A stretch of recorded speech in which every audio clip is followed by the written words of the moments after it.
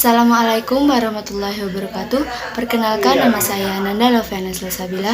Di sini saya akan menerangkan tentang peran remaja bagi masa depan bangsa. Yang pertama yaitu latar belakang. Generasi muda adalah sumber daya manusia yang sangat berpotensial, mempunyai ruang khusus terbesar di setiap dalam masyarakat dan akan sangat berharga jika kita bisa mempersiapkan mereka sebagai kader pembangunan generasi muda, di mana peran generasi muda sangatlah diharapkan dan dinanti oleh lingkungan sekitar baik di daerah maupun hingga ke lintas negara. Generasi muda merupakan aset negara di masa depan karena generasi muda memiliki tugas untuk melanjutkan pembangunan bangsa dan negara. Generasi muda sesungguhnya menjadi tumpuan masyarakat untuk merealisasi tujuan pembangunan baik material maupun spiritual. Yang kedua yaitu rumusan masalah dan tujuan. Yang pertama, rumusan masalah. Apa saja peran remaja untuk masa depan bangsa? Yang kedua, bagaimanakah pemikiran peran remaja masa kini? Dan yang ketiga, apa sajakah perbedaan remaja generasi muda sekarang dan remaja generasi terdahulu? Tujuan saya membuat makalah ini yang pertama untuk mengetahui apa saja peran remaja, dan yang kedua untuk mengetahui pemikiran remaja masa kini, dan yang ketiga untuk mengetahui perbedaan remaja sekarang dan terdahulu. Selanjutnya kita akan masuk ke bab 2 yaitu pembahasan. Yang pertama yaitu peran remaja.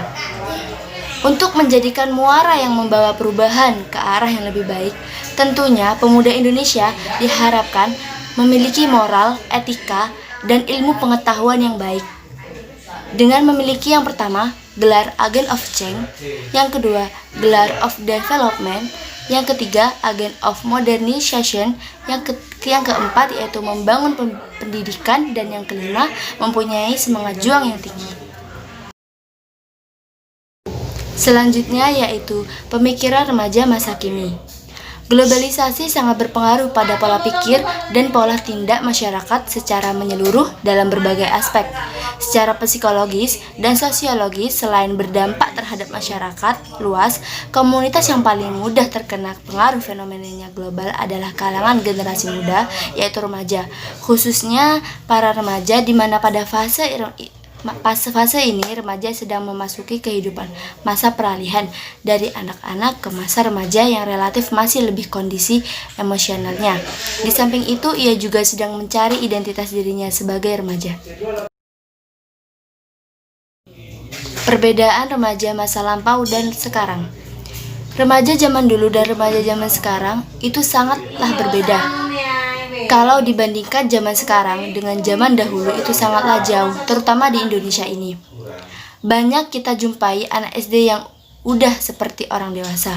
Di Indonesia, terutama di Jakarta, perkembangan yang paling pesat adalah di bidang teknologi.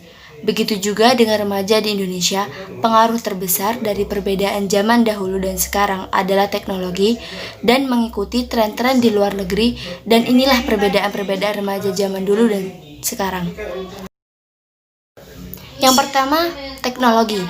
Semakin kesini, anak-anak di Indonesia sudah memakai gadget yang mahal, seperti iPhone, Samsung, dan lain-lain. Sampai anak-anak SD aja udah pakai iPhone, Samsung, segala macamnya. Yang kedua, pendidikan. Zaman sekarang, pendidikan semakin bagus, seharusnya remaja-remaja sekarang lebih unggul di dalam bidang pendidikan.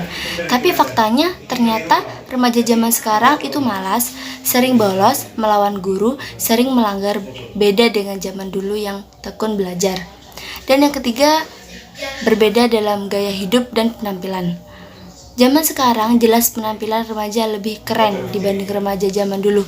Tapi keren di Indonesia itu terlalu berlebihan, dari cewek yang pakaiannya terbuka, perutnya, rambut diwarnai, pakaiannya yang seksi. Dan karena itulah cowok di Indonesia banyak yang mesum. Oke, yang keempat, percintaan.